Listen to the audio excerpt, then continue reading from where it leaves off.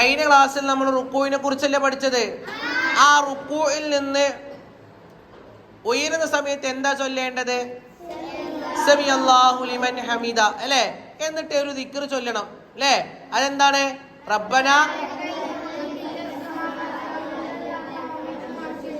അതും ചൊല്ലി അല്ലേ? അതും ചൊല്ലിയിട്ട് നേരെ എങ്ങോട്ട് പോകുന്നു? സുജൂദിലേക്ക് വരട്ടെ. അല്ലാഹു അക്ബർ.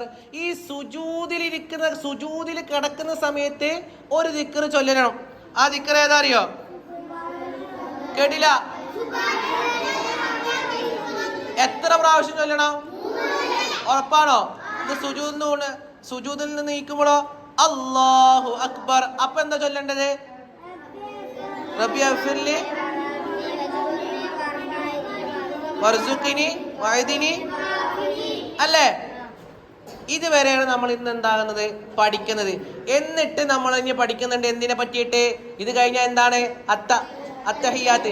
അവിടെ ഒരു തുമഇനിയത്ത് വേണം, ഒരു അടങ്ങിപ്പാർക്കൽ എന്താകണം വേണം. പെട്ടെന്ന് എന്താകാൻ പറ്റൂല, നീച്ചാന് പറ്റൂല. ഒരു അടങ്ങി താമസം എന്താകണം വേണം. ഒന്ന് മെല്ലെ പതുക്കെ എന്താക്കണം നീച്ചിട്ടുള്ളത്. മനസ്സിലാകുന്നുണ്ടോ? അത് നമ്മൾ അടുത്ത ക്ലാസ്സിൽ അടുത്ത പാഠത്തിൽ എന്താകുന്നുണ്ട്? അതിനെക്കുറിച്ച് വിശദീകരിച്ച് നമ്മൾ എന്താകുന്നുണ്ട് പഠിക്കുന്നുണ്ട്. ഇനി ഇത് മനസ്സിലാകാത്തവരുണ്ടോ? ഓക്കെ.